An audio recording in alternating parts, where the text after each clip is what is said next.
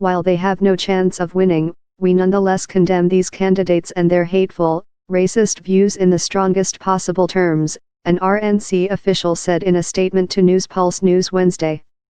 There's no place for them in the Republican Party.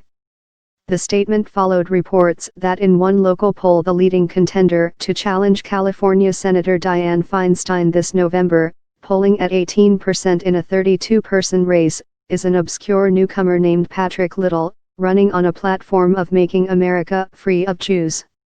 Little, who sees himself as a civil rights advocate for white Americans and seeks to liberate America from the Zionist occupational government, told NewsPulse News that he chose to run as a Republican because third parties tend not to win.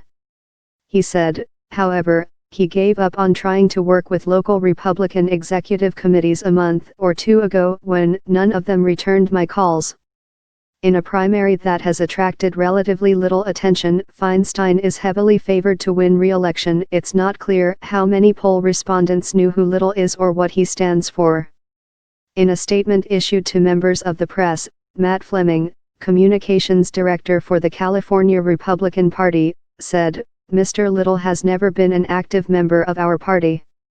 I do not know him and I am not familiar with his positions. But in the strongest terms possible, we condemn anti-Semitism and any other form of religious bigotry, just as we do with racism, sexism, or anything else that can be construed as a hateful point of view." But Little is just the latest congressional candidate to tout racist and anti-Semitic views. Paul Nellon, a prolific Twitter troll who, before he was banned from the site in February for a racist post about the actress and British royal fiancée Meghan Markle, had published a steady stream of diatribes against Jews. He is the self-described pro-white contender in a narrow field of Wisconsin Republicans vying for outgoing House Speaker Paul Ryan's seat. Arthur Jones is an outspoken Holocaust denier who, despite being disavowed by the Illinois Republican Party, ran unopposed in the March primary in the heavily Democratic 3rd Congressional District, representing parts of Chicago's Cook County. He will be on the ballot as a Republican in November. Marilyn Mayo, a senior research fellow at the Anti-Defamation League specializing in right-wing extremism, pointed out that extremists running for office is not necessarily a new trend. They often run on the Republican ticket, she said. Both Nellon and Jones have run in the past. What is new, however, is that there seems to be a feeling among these candidates that their time has really come, that their views are more likely to be embraced by people, said Mayo. There's that sense that in this political climate that we're in right now, that more extreme views are somehow more acceptable. Mayo credits the rise of the alt-right, which has fed off the notion of widespread discontent among white Americans, as well as the popular rejection of political correctness, with fueling what she sees as a normalization of bigoted views.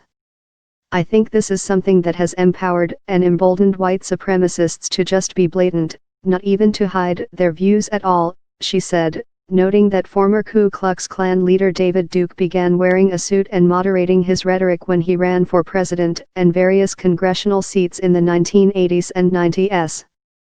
"These guys are not interested in changing how they voice their views at all," she said, referring to Little and others like him who are running this year. "They're just blatantly racist and anti-Semitic." Little credits Donald Trump with fueling his political involvement and controversial views.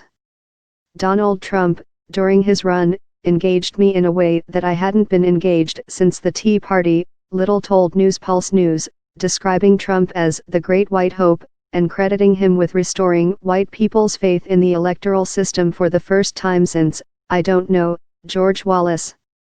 But Little, who says he was previously pro-Israel, now believes that Jewish control over U.S. government has prevented Trump from fulfilling most of the promises he made to white Americans during his campaign.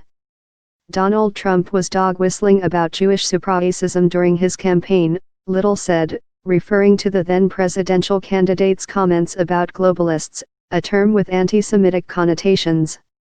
"I'm doing more than dog-whistling." Little and the others are considered long shots at best, without the support of their own party. But Little said he was heartened by the results of a poll, released by NPR and others in October 2017, which found that 55% of white Americans believe they face discrimination. When I realized the percentage was that high, and when I realized they would actually turn out, I decided to run, he said.